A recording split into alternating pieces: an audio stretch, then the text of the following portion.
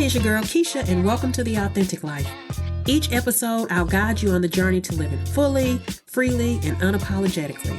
Together, we'll dive into real stories, practical insights, and steps you can take to embrace your truth and show up as your most authentic self.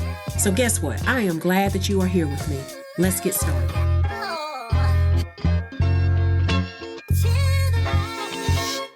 Hello, and welcome back to The Authentic Life, where we talk about the real, the raw, and the reflective. If you're new here, I'm Keisha. I'm your host, and I'm so glad that you decided to be here with me today. Now, if you were here for the last episode, you know we talked about the self-worth life. What it means to truly know your worth, how to stop settling, and why self-worth isn't just a feeling, it's an actual practice. And if you haven't listened to that episode yet, please go back and check it out because today's conversation is going to connect to that in a big way. Because what happens when we don't believe we're worthy, we begin to self-sabotage. And when we self-sabotage, we chip away at our self-worth, our self-esteem, and even our ability to practice self-love.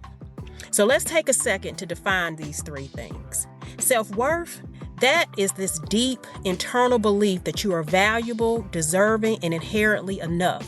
It's not about what you do, achieve, or produce. It's about knowing that you are worthy just as you are. Self-esteem, now this is your confidence in your own abilities and how you see yourself in relation to others. Self-esteem can fluctuate based on your life circumstances, but self-worth should remain steady at all times. And then self-love. This is the practice of treating yourself with kindness, respect, and care. It's how you show up for yourself, the choices you make, and the way you allow others to treat you. Now here's the connection. When we self-sabotage, we aren't just blocking opportunities, we are actively eroding these three things. Every time we avoid taking action out of fear, letting imposter syndrome win, or settling for less than what we deserve, we tell ourselves, I am not enough.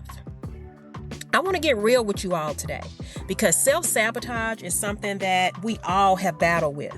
And it's something that I see so many people struggling with, and at times myself, especially high-achieving women, people who are stepping into new levels, and folks who have been conditioned to doubt their own power. So let's break it all the way down. What does self-sabotage actually look like? Why do we do it? And most importantly, how do we stop it? Now, if you're ready to start this journey with me on the self-sabotage life, get your drink, get your coffee, get your tea, whatever the case may be.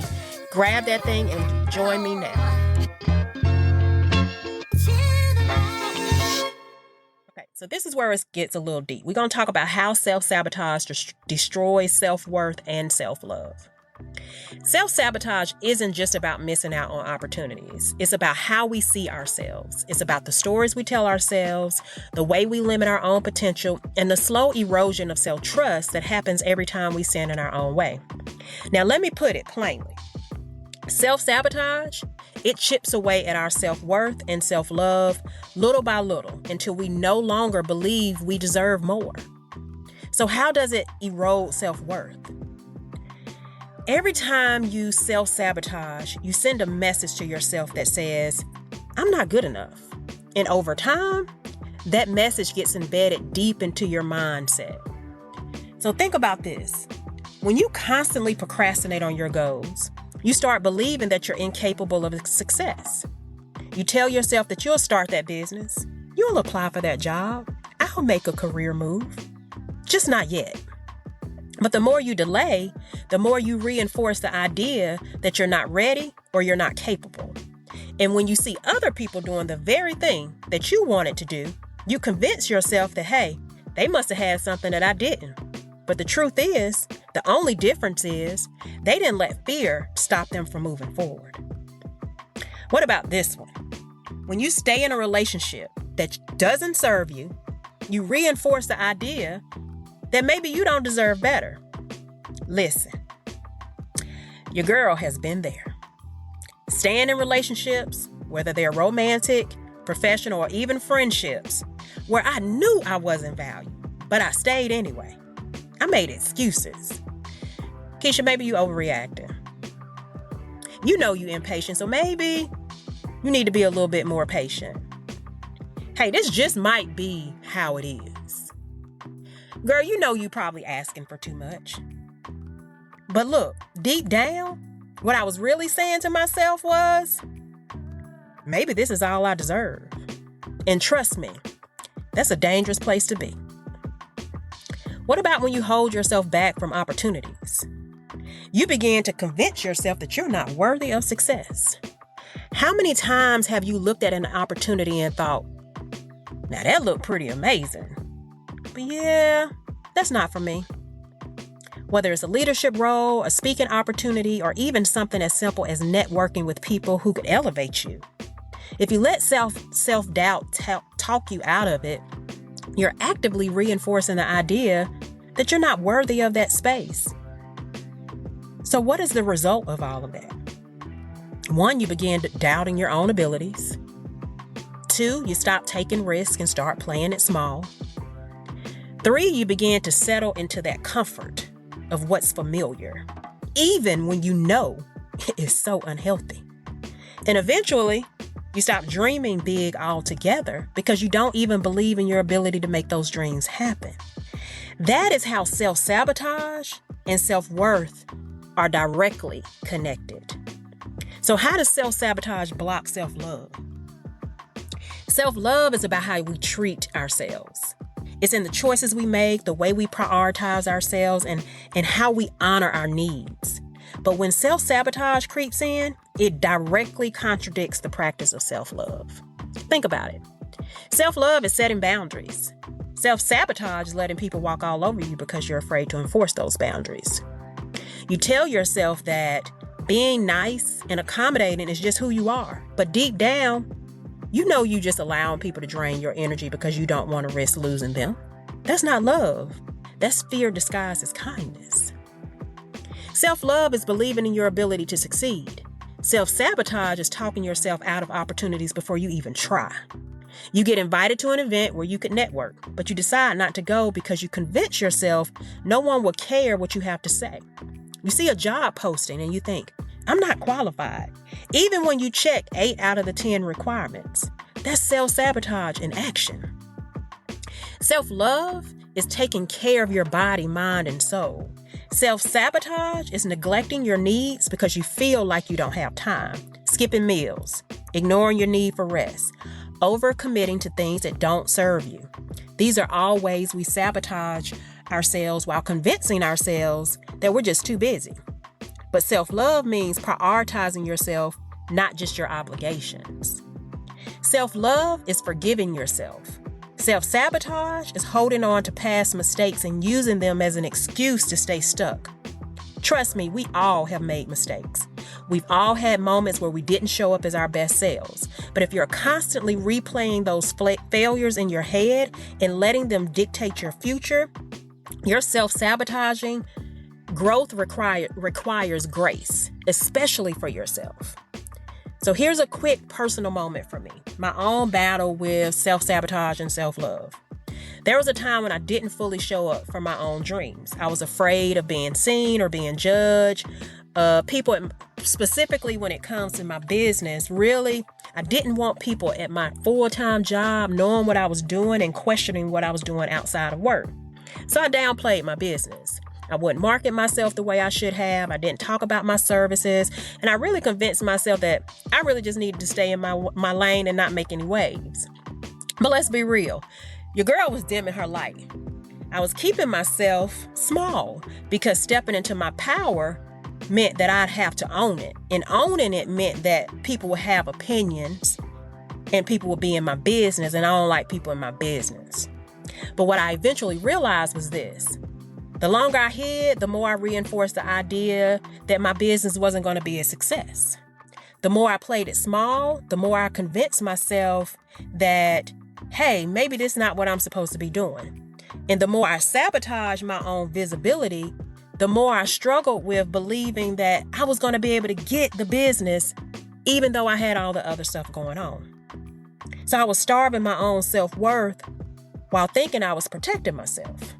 So when I talk about self-sabotage, self-worth, self-love, I'm not just pulling these things out my head or just pulling this from research. I'm speaking from experience. And I know I'm not alone in some of those things. So what's the science behind it? A study in psychological science found that people with higher self-worth are significantly more likely to take risks in their careers and relationships, while those with lower self-worth are more likely to self-sabotage out of fear or rejection or failure. Another study in the Journal of Behavior and Decision Making found that people who struggle with self-sabotage are more likely to engage in negative self-talk, which directly impacts self-esteem and decision making. In the Harvard Business Review report stated that women in particular tend to downplay their achievements and second-guess themselves, leading to missed promotions and career stagnation. The bottom line, the way we think about ourselves shapes the way we show up in this world. So let me ask you this. In what ways are you currently sabotaging your own success? What story are you telling yourself about what you're capable of? How would your life change if you started acting like the version of yourself who truly believed in you? Because that's the work, y'all. Self-sabotage is a habit. So is self-belief. And today, you get to choose which one you're going to reinforce. Now, next, we're going to talk about why we self-sabotage, because knowing the root cause is the first step in breaking the cycle. So stay with me, because this next part is going to change the way you see yourself. Okay, now that we've broken down what self-sabotage is and how it impacts our self-worth and our self-love, let's talk about the real question. Why do we do this? Because nobody wakes up in the morning and says, you know what? Today, I'm going to make my life a little bit harder. But that's exactly what self-sabotage does. It creates obstacles that wouldn't exist if we simply just got out of our own way. The truth is, self-sabotage is often rooted in something deeper. It's a response to fear, doubt, or beliefs that we've picked up along the way. And if we don't understand the why behind it, we just keep repeating the same patterns over and over. So let's break down some of the reasons we sabotage ourselves. And I'm going to do this by providing some personal examples. So the first is not always fear of failure or success. Sometimes it's the chase itself. A lot of conversations about self-sabotage focus on fear of failure or fear of success. And for many people, that's a real thing. But for me, that has never really been my problem. When it comes to work specifically, I don't run from success or failure. I actually chase it. I thrive in it. I thrive in the challenges. I take on ambitious projects and ambitious things, and I push myself to be excellent. But here's where my self-sabotage shows up. I have conditioned myself to believe that I always needed to be pushing towards something. That if I wasn't chasing, striving, or proving myself, then I really wasn't doing enough. And in the moments where things were like settled, good, stable, where I could have leaned into some stability, where I could have sat back and just truly enjoyed the fruits of my labor, I would immediately start looking for the next challenge, the next battle, the next level. This wasn't about fear. It was about not knowing how to just be, how to just exist. I had equated my work with productivity, with striving, with always having a goal in front of me. And the moment things felt too steady, too easy, I'd shake things up, subconsciously creating obstacles that would force me back into the chase. The lesson: sometimes self-sabotage isn't about fear. It's about not knowing what to do when you're not struggling. What happens when you don't have to prove yourself anymore? Do you let yourself enjoy it, or do you create a new hurdle to jump over it? Number 2, imposter syndrome, the need for more before feeling qualified. If self-sabotage had a best friend, it would be imposter syndrome. That little voice in your head that whispers, "Who do you think you are?" But here's the thing. I never doubted my own abilities. I know exactly what I'm capable of. And when it came to starting my business, I knew I was capable of doing the things that I wanted to do. I knew I had the expertise, the knowledge, and the skill set to make the type of impact that I really wanted to make. But would everyone else see that? In the very, very, very early days of my business, I convinced myself that I needed to be a paper chaser. And if you know me and you heard me talk about this, I don't mean dollars and cents.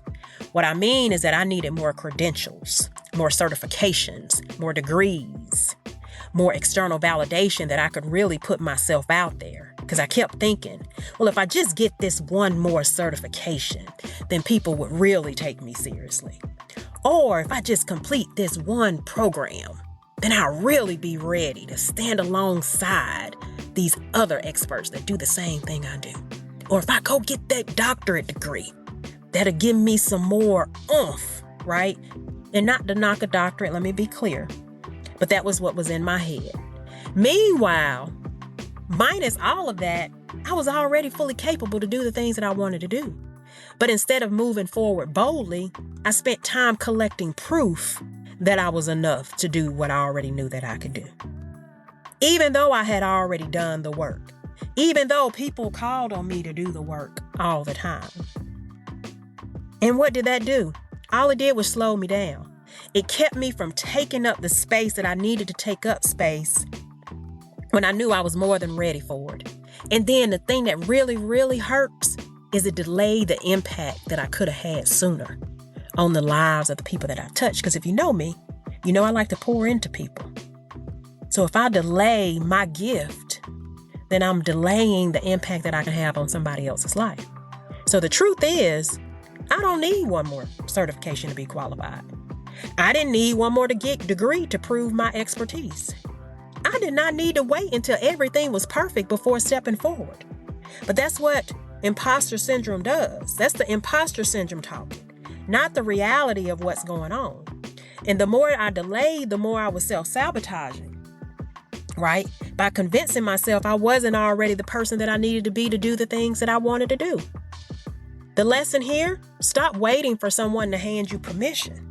Stop thinking you need more proof before you can own your expertise. If you know what you're doing, move like it. Number 3, holding on too long, the fear of letting go. You know that learn, grow, go. Ooh, your girl struggle. It's that let go part, that give the goodbye part. For some people, self-sabotage looks like, hey, I'm going to run away from this thing or run too soon. I'm going to cut this off before they even have a chance to do something. Or you have a chance to grow, or you're avoiding deep connections with people, or you're pulling away at the moment that things get uncomfortable. But for your girl, Keisha, my sabotage shows up in the opposite way. I don't push nobody away. Now, when I do push you away, you gone forever. But it take me a good little minute to get to that place. You see, I've stayed in situations where deep down, your girl knew she had outgrown those places, or she just didn't need to be there. I've held on to relationships, friendships, and even professional opportunities way past their expiration date. And why? Because I just didn't want to walk away. I didn't want to feel like I had given up on someone or something. I didn't want to be the one who said, this isn't working for me anymore. So instead, I would stay. I would make excuses. I would extend myself. I would overextend myself to fix things that weren't mine to fix. And in doing so, I was sabotaging my own peace, my own time, my own happiness, and my own ability to step into spaces that were actually aligned with who I was. So how this shows up in self-sabotage. Staying in jobs that no longer serve you out of loyalty or obligation. Holding on to friendships that have become one-sided, draining, or toxic.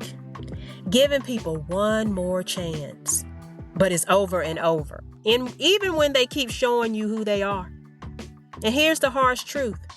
Sometimes self-sabotage is knowing you need to let go, but choosing to hold on anyway. I had a professional relationship that I knew wasn't working. It was draining. It was frustrating. I knew it was time to step away. But I kept finding reasons to stay. Maybe to get better. Maybe I just need to adjust my expectations a little bit. Maybe your girl being a little bit critical, because she can be critical. But the thing was, I wasn't being too critical. I was avoiding the reality that I had outgrown the situation. And the longer I stayed, the more I was sabotaging myself by choosing comfort over clarity. And that's the thing. Sometimes the biggest act of self-care is being honest with yourself about when something no longer fits. So the lesson is letting go is not quitting, it's choosing yourself. Walking away isn't failure, it's alignment. The longer you stay in the wrong place, the longer you delay the right one. So before we move on to the next segment, I want you to take a moment to reflect. Are you always chasing the next challenge instead of letting yourself enjoy what you've already built? Are you delaying action because you think you need more to be qualified? Are you holding on to something or someone that deep down you know you should have let go a long time ago? Because here's the truth. Awareness is the first step to breaking the cycle. So in the next segment, we're going to talk about how to break free from self-sabotage, because once you recognize it, the next step is doing something about it. And I promise you, it's possible. So we've talked about the obvious ways we self-sabotage, the patterns we can recognize, the decisions we make, and the way we hold ourselves back. But what if I told you that some of the biggest acts of self-sabotage happen without you even realizing it? What if some of the ways you keep yourself stuck aren't things you consciously choose, but things that were programmed into you a long time ago? So enter your subconscious mind. Your subconscious mind is like a hard drive, storing all the beliefs, experiences, and messages you've picked up over time. And unlike your conscious mind, which is logical and rational, your subconscious operates on autopilot. It doesn't question whether a belief is true or false. It just follows the programming it has received. It doesn't care if the thought is helpful or harmful. It just reinforces what it has learned. This means that a lot of your self-sabotage isn't happening because you want to ruin opportunities. It's happening because your subconscious is running an old script that tells you to play small, stay safe, or avoid change.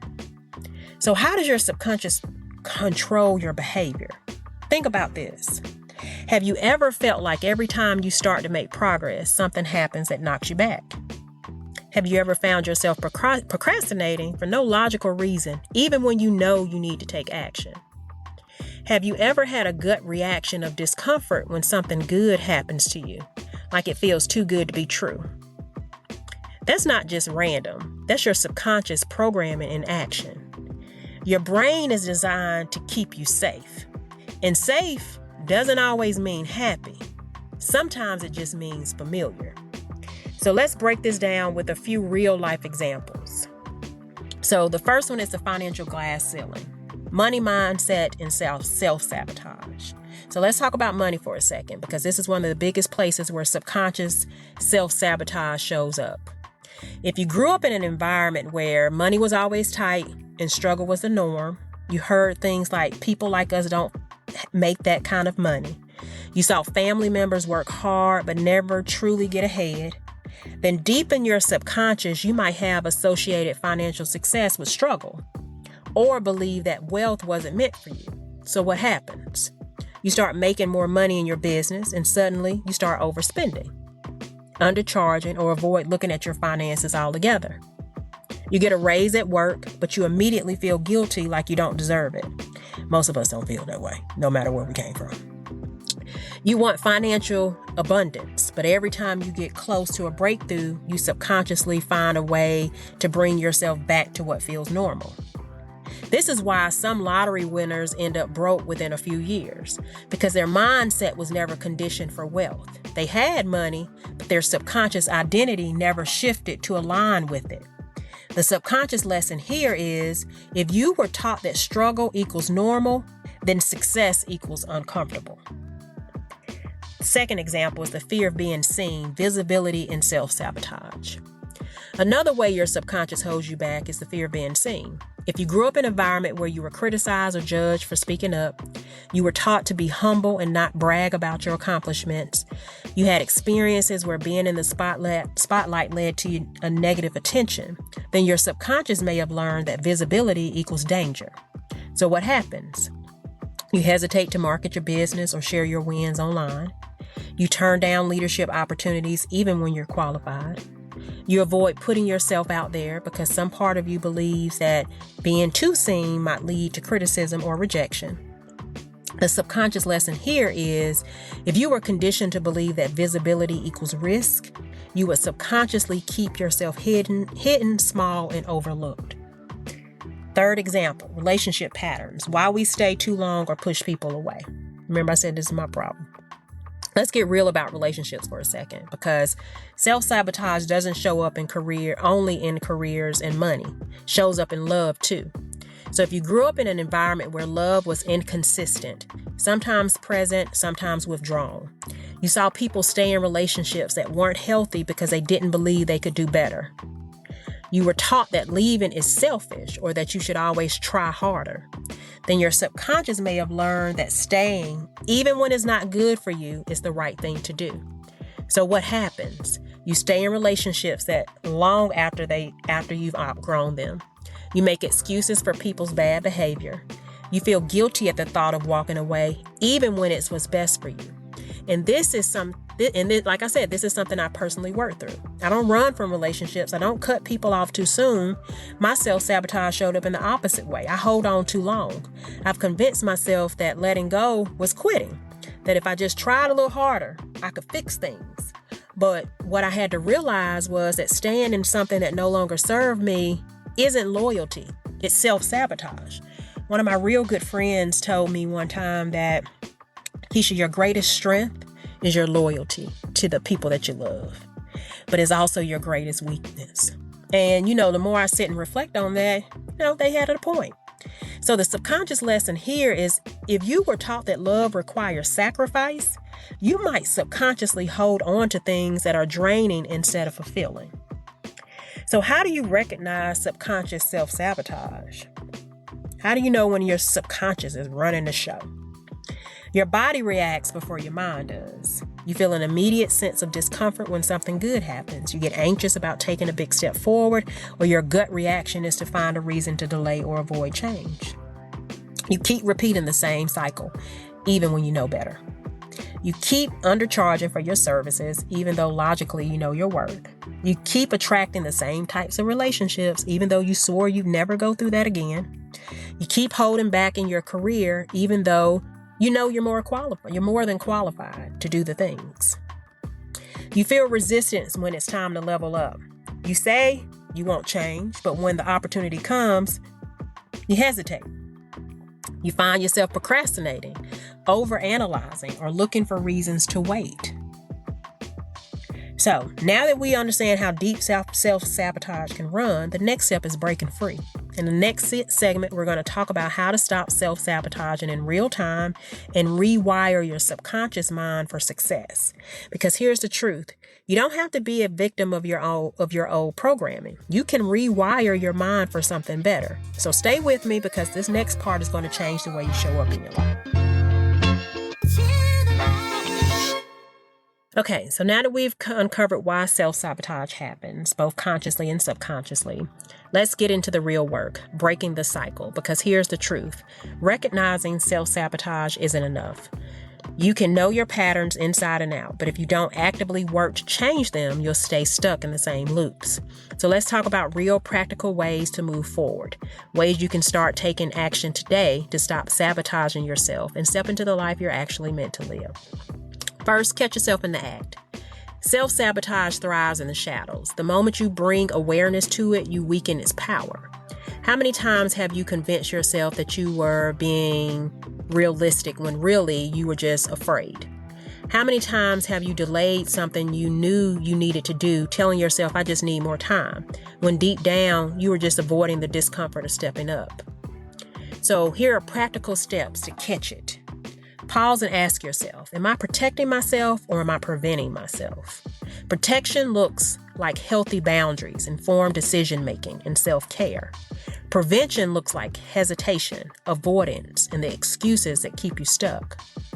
Audit your habits. Do you delay taking action on big opportunities? Do you talk yourself out of things you want?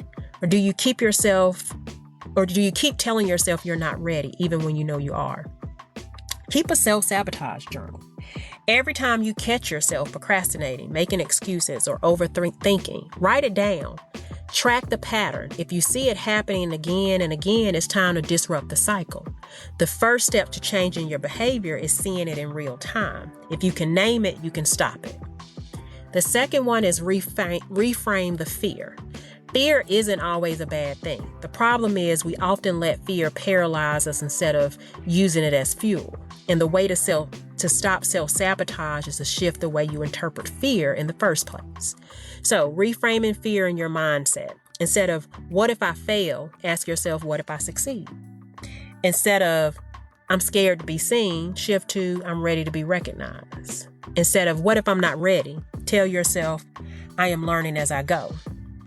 For the longest time, I was hesitant, again, to market my business boldly. I knew I had the knowledge and the experience, but I convinced myself that, hey, I needed to do all the things, right? I needed the one more certification, the one more certificate, all the things.